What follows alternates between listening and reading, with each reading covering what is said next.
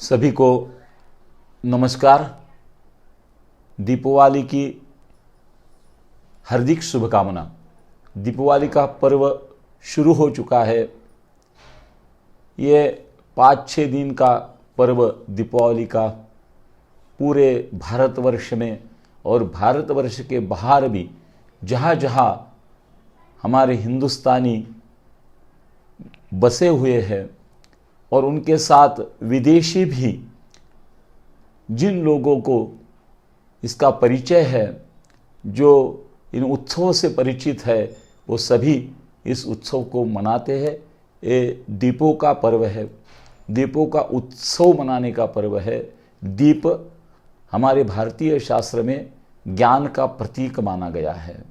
ज्योत से ज्योत जगाओ, और ज्ञान प्रज्वलित करके, उसका प्रतीक प्रज्वलित करके हिंदुस्तान प्रकाशमय होता है। भारत शब्द का अर्थ भी भा माने ज्ञान और रते यानी उसमें रत रहने वाले, ऐसे जो ज्ञानी लोग जहाँ बसते हैं वो प्रदेश माने भारत। उस भारत भूमि में ज्ञान का प्रकाश उज्ज्वलित करने का, प्रज्वलित करने का पर्व है दीपावली, दीपोत्सव पर्व। इस दीपोत्सव पर्व का कल यानी दिनांक 24 अक्टूबर 2022 सोमवार मुख्य पर्व मनाया जाएगा। उस मुख्य पर्व में सबसे पहले आता है नरक चतुर्दशी। नरक चतुर्दशी के दिन भगवान श्री कृष्ण ने नरकासुर का वध करके अनेक महिलाओं को, जो उसके पास धन था उसको और श्री दाक्षिण्य को वहाँ से मुक्त किया और मुक्त विचरण करने का अधिकार उनको फिर से प्रदान किया। ये कथा सभी को विदित है, मैं उसमें नहीं जाऊँगा। और भगवान श्री कृष्ण ने उन सब स्त्रियों को अपना नाम दिया और जो धन संपत्ति लोगों की चुरा कर उसने अपने पास रखी थी, पूरा विश्व का धन इकट्ठा करके अपने पास एकत्रित करके रखा था, भगवान श्री कृष्ण ने उस नरकासुर का वो भंडार फोड़कर सभी को वो लक्ष्मी प्रकट करके दी। इसी उद्देश्य से उस नरकासुर के प्रति वरदान भगवान ने दिया था कि तेरे नाम से जो कोई सूर्योदय पूर्व यानी चंद्रमा रहते हो ऐसे समय में स्नान करेगा, उसको मुक्ति प्राप्त होगी। और उस उद्देश्य से इस नरक चतुर्दशी के दिन मंगल स्नान करने का विधान हमारे भारतवर्ष में है। हम भारतवर्ष में मंगल स्नान करते हैं। शरीर में सुगंधित तैल लगाया जाता है और अपामार्ग या उसको अघाड़ा कहते हैं, आकड़ा कहते हैं, उसके पन्नों से 3 बार उसको उस आदमी के ऊपर से घुमाकर उसको बाहर डाला जाता है। और कार्तिक स्नान का भी पर्व है। कार्तिक स्नान का मध्य पर्व होता है, इसलिए कार्तिक स्नान भी उस दिन किया जाता है। और मंगल स्नान के बाद जब वामन अवतार में भगवान ने बलि से 3 पैरों में पूरी उसकी संपत्ति, उसका धन, उसकी भूमि सब अपने पास कर लिया और वो बलि राजा भगवान का रक्षक बनकर उनके द्वार पर खड़ा रहा, तो उस बलि ने भगवान से एक वरदान मांगा था कि इस नरक चतुर्दशी के दिन या दीपावली के दिन, त्रयोदशी और चतुर्दशी के दिन मेरे राज्य में जो भी व्यक्ति यम के नाम से तर्पण करेगा उसे अपमृत्यु नहीं होगी।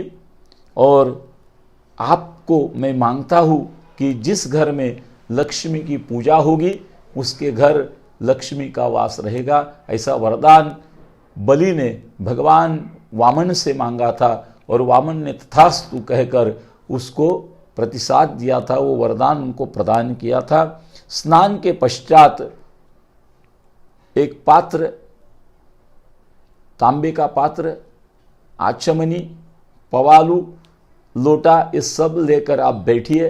दक्षिण दिशा की ओर मुख कीजिए और यहाँ तर्जनी और अंगुष्ठ के बीच में जो पितृतीर्थ है, उस पितृतीर्थ से यम के नाम से, यम के 14 नाम है, उन नामों से आप तर्पण कीजिए। एक एक अंजुलि उस यम के नाम से आप प्रदान कीजिए। अपसव्य करके दीजिए, सव्य करके दीजिए, उसमें कोई संदेह नहीं, कैसे भी आप कर सकते हो।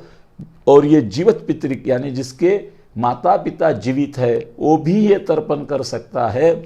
जिसके माता पिता जीवित है वो सव्य यज्ञोपवीत रख कर करे, और जिसकी माता पिता नहीं है वो अपसव्य यज्ञोपवीत करके करे। और जिनको यज्ञोपवीत नहीं है वो एक छोटा सा गमछा, छोटा सा नैपकिन, छोटा सा टॉवेलिया ले और अपने बाएं खांधे पर रखेंगे तो वो सव्य हो गया, और सीधे खांधे पे यानी अपने दाहिने खांधे पे रखेंगे यानी राइट बाहु के ऊपर रखेंगे तो अपसव्य आपका हुआ है। उससे और इन नामों से भगवान का तर्पण आराम से कीजिए।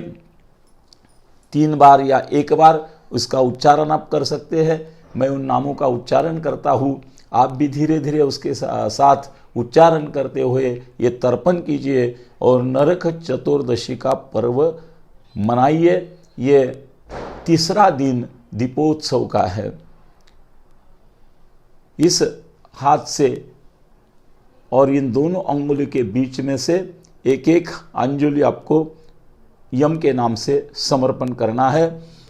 यमाय नमः यमं तर्पयामि, धर्मराजाय नमः धर्मराजं तर्पयामि, मृत्यवे नमः मृत्युं तर्पयामि, अंतकाय नमः अंतकं तर्पयामि, वैवस्वताय नमः वैवस्वतं तर्पयामि, कालाय नमः कालं तर्पयामि, सर्वभूतक्षयाय नमः सर्वभूतक्षयं तर्पयामि, औदुम्बराय नमः औदुम्बरं तर्पयामि, दग्नाय नमः दग्नं तर्पयामि, नीलाय नमः नीलं तर्पयामि, परमेष्टिने नमः परमेष्ठिनं तर्पयामि, वृकोदराय नमः वृकोदरं तर्पयामि, चित्राय नमः चित्रं तर्पयामि, चित्रगुप्ताय नमः चित्रगुप्तं तर्पयामि। और ये तर्पण के बाद हाथ जोड़कर प्रार्थना किए। यमो निहंता पितृधर्मराजो वैवस्वतो दंडधरश्च कालः, भूताधिपो दत्तकृतानुसारी कृतांतमे दशभिर्जपन्ति। ये श्लोक पठन करके प्रार्थना कीजिए और हाथ में जल लेके कहिए, अनेन यथाशक्ति कृतेन तर्पणेन श्री यमः प्रियतान्न मम। जल छोड़कर वो जल किसी वृक्ष के जड़ में डाल दीजिए और भगवान यम की प्रार्थना कीजिए। ऐसा करके सायंकाल में ऐसा एक विधान धर्म सिंधु के अनुसार आया है कि हमारे पितरों को उनका आगे का मार्ग दिखाने के लिए हाथ में आप एक अग्नि का दंड लीजिए, यानी किसी लकड़ी के ऊपर कपड़ा बांधकर वो तेल से भिगोइए, उसको कर्पूर के द्वारा प्रज्वलित कीजिए और उसको हाथ में लेकर घर से बाहर निकलते हुए इस मंत्र को सुनिए या इस मंत्र को गाइए। और पितरों को हम मार्ग दिखा रहे हैं, पितर हमारे आगे के मार्ग में उनके कर्मानुसार वो आगे का मार्ग क्रमण करने के लिए जाए, ऐसी प्रार्थना कीजिए। अग्निदग्धाश्च ये पे जीवा येप्यदग्धा कुले मम, उज्ज्वल ज्योतिषा दग्धास्ते यान्तु परमां गतिम, यमलोकं परित्यज्य आगता ये महालये, उज्ज्वल ज्योतिषा वर्त्म प्रवश्यन्तु व्रजन्तु ते।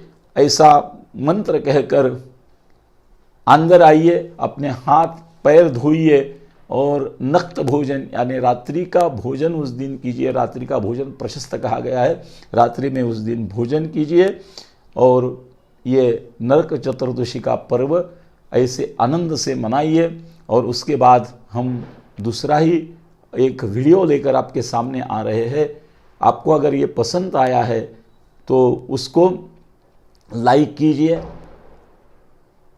उसको देखिए और उसको शेयर कीजिए और दूसरे को भी इससे प्रेरणा मिले।